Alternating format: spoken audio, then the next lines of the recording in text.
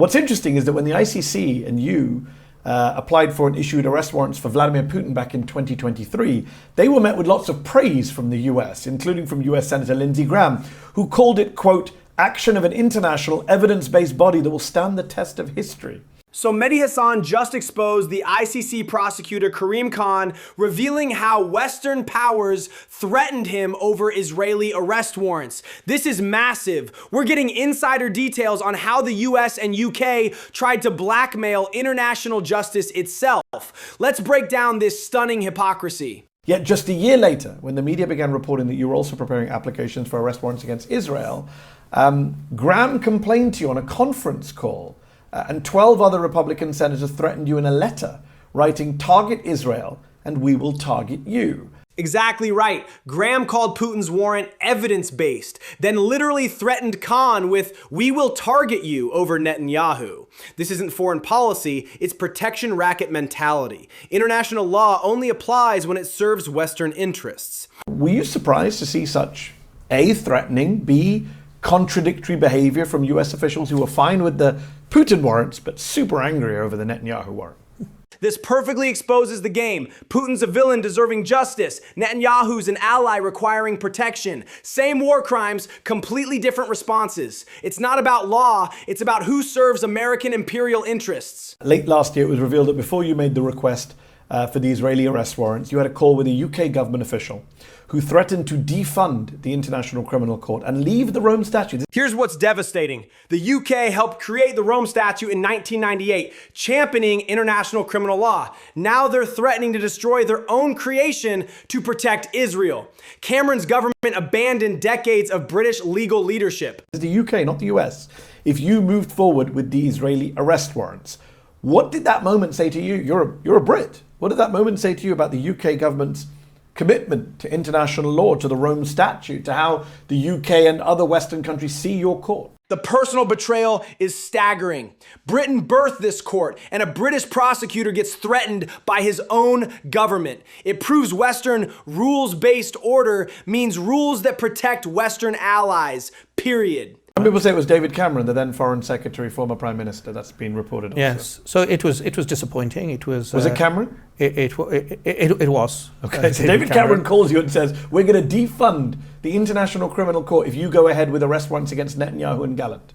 Cameron's the perfect symbol here. Mr. Liberal Intervention, threatening international justice. The same guy who pushed humanitarian bombing in Libya now sabotages humanitarian law for Israel. Total moral bankruptcy. Just on this note of Africa and the court, is it true that US Senator Lindsey Graham said to you on a conference call on May the 1st, 2024, quote, this court, the ICC, is for Africans? Graham said the quiet part out loud. The ICC exists to prosecute African leaders, not white Western allies. That's exactly how it's functioned for 2 decades until Khan dared target Israel. And I should add, before the arrest warrants against Israel and Hamas, over 80% of the individuals indicted by the ICC had been African leaders. So a clear anti-Africa bias, it seems, from the ICC.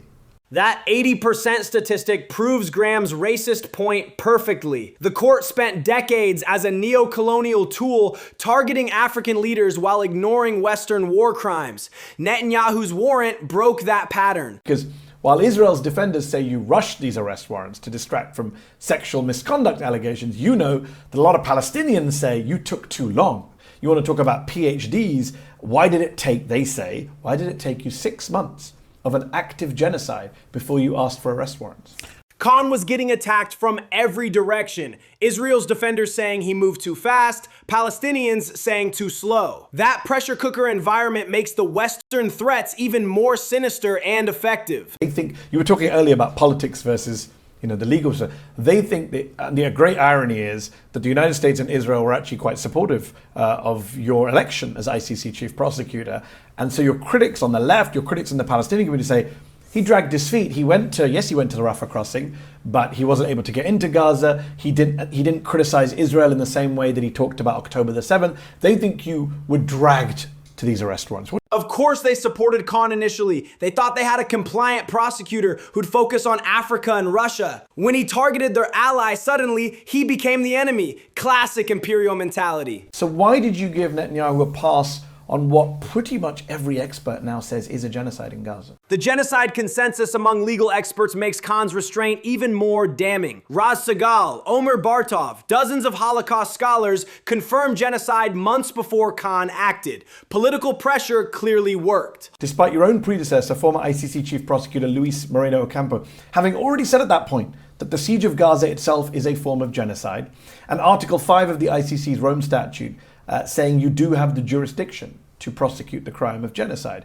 Exactly. His own predecessor called Gaza's siege genocide. The jurisdiction was crystal clear. Khan had every legal tool needed, but chose the lesser charges. Western pressure absolutely influenced his decisions. Do you know of any other person indicted by the ICC who got a get out of jail free card or a kind of a pass to visit countries that are ICC members? Except for Benjamin Netanyahu. Netanyahu's getting royal treatment no other ICC defendant ever received. Putin can't travel freely. African leaders were immediately isolated. But Netanyahu visits Hungary, Czech Republic with zero consequences. Pure double standard. That exception for the Israeli Prime Minister could destroy the credibility of your court. Absolutely right. Allowing exceptions destroys everything. If powerful allies get free passes, the entire system becomes a joke. Western moral authority on international law is already dead. This just makes it official. And for doing that, they've been sanctioned by the United States. You've been sanctioned by the United States. It's not just Israel that's very upset with these warrants. The United States under Joe Biden, and now especially under Donald Trump, are very upset with you. Biden sanctioned ICC officials. Then Trump escalated with family sanctions. Both parties unite to protect Israel while lecturing others about rule of law. The bipartisan consensus on Israeli impunity is rock solid. Russia has put you on a wanted list because you went after Putin. President Trump has sanctioned you and your family because you went after Netanyahu. The former head of the Mossad went out of his way to threaten your predecessor and her family for investigating Israeli war crimes. What is it like to have three of the most ruthless leaders in the world, with the deadliest of intelligence agencies at their command, so set on intimidating you, threatening you, trying to silence you? Khan's courage is extraordinary, facing threats from Russian FSB, Israeli Mossad, and American sanctions simultaneously. He's basically declared war on three of the world's most ruthless intelligence services to defend international law. A lot of people watching this around the world will roll their eyes and say, it's great that he's done these warrants, but what is the point of these warrants? The court has warrants out for Russia's President Putin and Israeli Prime Minister Netanyahu. Russia is still reportedly holding those Ukrainian children. The war there is not over. Israel is on track to take over Gaza, ethnically cleanse Gaza and the West Bank, annex the West Bank. What do these warrants do to stop any of that? What do they have aside from symbolic value? The warrants matter because they establish legal precedent and historical record. Pinochet couldn't travel for decades after his warrant. These create real diplomatic consequences and legitimize resistance to war criminals. On this day, this afternoon, we're sitting here in London, hand on heart, you believe that you will see Benjamin Netanyahu and Vladimir Putin at The Hague at some point in your lifetime? That's the ultimate question. Will international law have any meaning or remain a tool for Western power? Khan's betting his career that justice eventually prevails over political protection. History will judge.